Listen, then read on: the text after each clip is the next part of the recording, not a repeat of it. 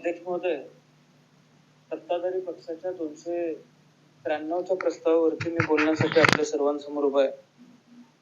खरं तर आपला देश हा कृषी प्रधान देश म्हणून ओळखला जातो.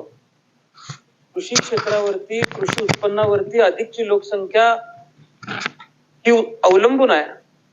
आणि या दृष्टिकोनातून ज्यावेळेस या शेती प्रधान देशावरती अडचणी निर्माण झालेल्या आहेत, शेती संदर्भात अडचणी निर्माण झालेल्या आहेत, धोरणांच्या संदर्भात ज्यावेळेस अडचणी निर्माण झालेल्या आहेत, खरं तर अलीकडच्या काळात केंद्र शासन असेल किंवा राज्य शासन असेल, गेल्या अनेक वर्षांच्या काळामध्ये आपण यशवंतराव चव्हाण साहेब, पंजाबराव देशमुख साहेब, वसंतराव नाईक साहेब, वसंतराव दादा पाटील साहेब, दादांच्या माध्यमातून शेती क्षेत्रासाठी त्या काळामध्ये झालेलं काम बघितलं तर त्या काळामध्ये त्या काळाला पुरतील अशी धोरणं त्यांनी आखण्याचं काम केलं. पण अलीकडच्या काळामध्ये शेतीपूरक धोरणं त्या पद्धतीनं दिसत नाहीत. अध्यक्ष महोदय, आज कोणतंही शाश्वत धोरण शेतीच्या संदर्भामध्ये आपल्या सर्वांना बघायला मिळत नाही. अनंत अडचणींना सामोरं जावं लागतंय. म्हणजे बियाण्याचं पेरणं पोतं विकत घेतल्यापासून पार आल्यानंतर बाजारात विकून हातात पैसे मिळेपर्यंत कुठल्याही पद्धतीचं धोरण, शाश्वत धोरण शासनाच्या माध्यमातून त्या ठिकाणी दिलं जात नाही. आणि त्यामुळे शेती करायची का नाही, आज हा बहुसंख्य महाराष्ट्रासमोर प्रश्न निर्माण झालेला आहे, बहुसंख्य लोकसंख्येसमोर प्रश्न निर्माण झालेला आहे.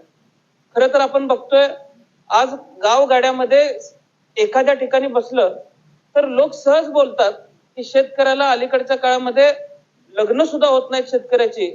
शेतकरी तरुण पोरांना स्वतः शेतकरी आहे सांगायला लाज वाटायला लागलेली आहे. अशा पद्धतीचं उत्पन्न अलीकडच्या काळामध्ये शेतकरी कुटुंबांचं झालेलं आहे. त्यामुळं यशवंत मनोहर साहेब हे त्यांच्या भाषणामध्ये नेहमी सांगायचे की कालचा पाऊस आमच्या गावात आलाच नाही, सदरहू पीक आम्ही आसवांवरती घेतलेलं आहे, असं ते नेहमी त्यांच्या भाषणामध्ये सांगायचे. यामधून शेतकऱ्याची जी दयनीय परिस्थिती आहे, शेतकऱ्याचे अश्रू हे वृक्षवेलीच्या मुळापर्यंत जाऊन त्या ठिकाणी मुळापर्यंत जातात आणि मग आम्ही पीक घेतोय, ही भावना त्यांनी त्यांच्या भाषणामधून व्यक्त केलेली आहे. आज अडचणी अनंत आहेत. मी सकाळपासून 293 या प्रस्तावावरती अनेक लोकांची भाषणं ऐकली, सत्ताधाऱ्यांची भाषणं ऐकली. खरं तर कुठल्या जोरावरती हे कौतुक करतायत, कुठल्या धोरणाचं कौतुक करतायत हे कळायला अध्यक्ष महोदय मार्ग नाही. कुठलीही अडचण असली तर सगळ्याला उत्तर एकच आहे, पॅकेज. अलीकडच्या काळामध्ये पॅकेज हा 3 अक्षरी जादुई शब्द अध्यक्ष महोदय आलाय. बारकं बोलायला कुणाला सवड नाही. अध्यक्ष महोदय, पॅकेज कितीचं आहे तर 31,000 कोटींचं पॅकेज आहे. मग अशी कोणतरी बोलत असताना म्हणलं की हे 31,000 कोटींचं पॅकेज 40,000 कोटींवर जाईल. माझ्या पूर्वी काही विधिमंडळातले सदस्य बोलत असताना 31,000 कोटी रक्कम तयार झाली कशी, हे जर कुणाला विचारलं तर अध्यक्ष महोदय सांगता येणार नाही. आज प्रत्यक्ष यावरती जर अभ्यास केला अध्यक्ष महोदय तर 6,500 कोटी ही प्रत्यक्ष रक्कम शेतकऱ्यापर्यंत जाईल. त्यामध्ये सुद्धा अनंत अडचणी आज ग्रामीण भागातल्या शेतकऱ्यांना ती रक्कम स्वीकारण्यामध्ये आहे. त्यामुळे अध्यक्ष महोदय, जर शासन पॅकेजच्या नावाखाली शेतकऱ्यांना फसवण्याचा प्रयत्न करत असेल तर माझं आव्हान आहे की अशा पद्धतीचं शेतकऱ्यांनी कुठल्याही शासनाच्या भूलथापांना बळी पडता कामा नये. अध्यक्ष महोदय, ही घोषणा अपेक्षित होती. त्याचं कारण असं आहे, स्थानिक स्वराज्य संस्थेच्या निवडणुकांचं घोडं न्याहालं होतं आणि या घोड्याला काहीतरी खरारा खुराक मिळाल्याशिवाय या निवडणुका पुढे जाऊ शकत नाही अशी परिस्थिती निर्माण झाली होती अध्यक्ष महोदय. पण हे पॅकेज डिक्लेअर केल्यानंतर अध्यक्ष महोदय, सत्ताधारी पक्षाचे काही मंत्री असतील, मी दिलगिरी व्यक्त करतो, पण पेपरात आलेली ही कात्रणं आहेत की लोकांना कर्जमाफीचा नाद लागलाय असं शासनातल्या एका मंत्र्यांनी सांगितलं. दुसऱ्या मंत्र्यांनी सांगितलं सोसायटी काढायची, माफ करा म्हणून आंदोलनं करायची, कर्जमाफी करून घ्यायची आणि परत कर्ज काढायचं. अध्यक्ष महोदय, आपण मंत्रीपदाची शपथ घेतली म्हणून गोर गरीब माणसाची चेष्टा करायचा अधिकार आपल्याला मिळतो असं मंत्रीपद मिळालं म्हणून कुठल्याही घटनेत लिहिलेलं असं अध्यक्ष महोदय मला वाटत नाही.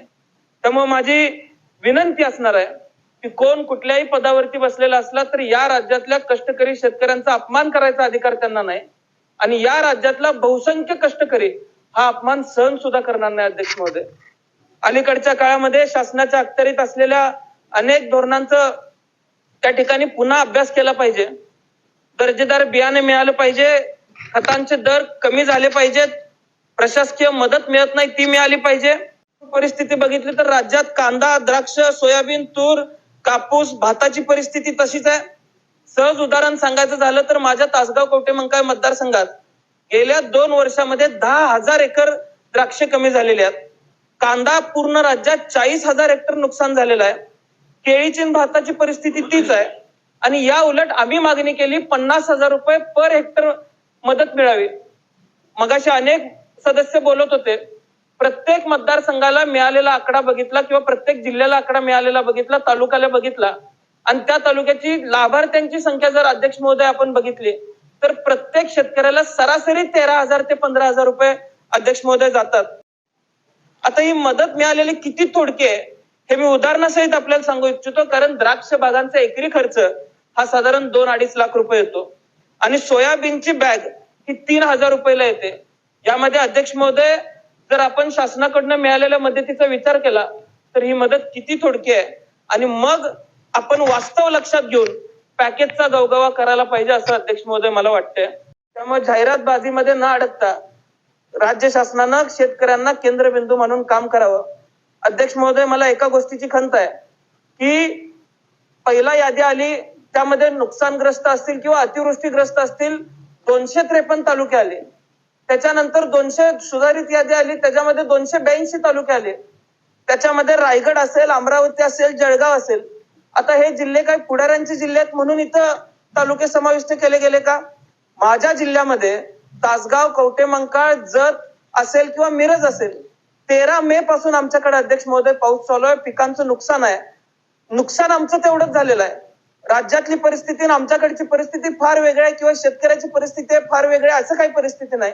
पण तरी सुद्धा फक्त राजकारणाच्या हेतू परस्पर आमचे तालुके वगळले गेले का हा सवाल माझा राज्य शासनाला अध्यक्ष महोदय आहे. त्यामुळं कुठल्याही पद्धतीनं पुतना मावशीची वागणूक ही माझ्या तालुक्याला, मतदारसंघाला, माझ्या जिल्ह्याला मिळाली नाही पाहिजे ही एकमेव भावना अध्यक्ष महोदय माझी आहे. आज राज्यामध्ये आत्महत्यांची संख्या वाढतीये. जानेवारी ते ऑगस्ट पर्यंत साधारण 1100 शेतकऱ्यांनी आत्महत्या केलेली आहे. देशाचा सरासरी आकडा काढला तर 38.5% आत्महत्या 2023 पासून फक्त आपल्या इथं झालेल्या आहेत. अध्यक्ष महोदय, दूरगामी धोरणांचा विचार करून राज्य शासनानं काम केलं पाहिजे. आज वन्य प्राण्यांचे सर्पदंश अशा अनेक अडचणी आहेत. माझ्या मतदारसंघामध्ये घोणस याची प्रचंड प्रमाणात मोठी अडचण निर्माण झालेली आहे. त्याच्यावरही मदत काहीतरी शेतकऱ्याला राज्य शासनाकडून डिक्लेअर झाली पाहिजे. आणि त्याच्या पुढे अध्यक्ष महोदय अजून एक छोटीशी विनंती माझी असणार आहे. विमा कंपन्या प्रचंड मोठी फसवणूक करतात. एक उदाहरण सांगतो. मागच्या अधिवेशनामध्ये विमा कंपन्यांवरती भडक अशी लक्षवेधी आम्ही मांडली. मला कृषी मंत्र्यांनी बैठक लावतो असं सांगितलं, ती बैठक लागली. मागच्या वेळेस विमा कंपनी वेगळी होती, या वर्षी विमा कंपनी वेगळी होती. नियम तेच आहेत, अटी त्याच आहेत, पण एकाच अटीचे 2 अर्थ काढले. मागच्या विमा कंपनीनं मदत केली, या विमा कंपनीनं त्या अटीचा दुसरा अर्थ काढून मदत केली नाही. आम्ही कृषी आयुक्तांना आणि मंत्र्यांना धारेवर धरलं. शेतकऱ्यांना घेऊन आम्ही त्यांना भेटलो आणि त्यानंतर त्यांनी विमा कंपन्यांना आदेश काढला. अध्यक्ष महोदय, वारंवार अशा प्रायव्हेट विमा कंपन्यांच्या मागे लागायला लोकप्रतिनिधींना मागे लागायला नाही लागलं पाहिजे. लोकप्रतिनिधींचा आदर ठेवला गेला पाहिजे. त्यामुळे शासनानं कुठेतरी स्वतःची विमा कंपनी चालू करून ही अडचण शेतकऱ्यांची सुद्धा लांब केली पाहिजे. अध्यक्ष महोदय, घोषणा आणि योजनांचा पाऊस न पडता प्रत्यक्ष मदतीचा पाऊस व्हावा एवढंच आव्हान आज या प्रस्तावाच्या माध्यमातून मी करतो. मला मध्यरात्री बोलायची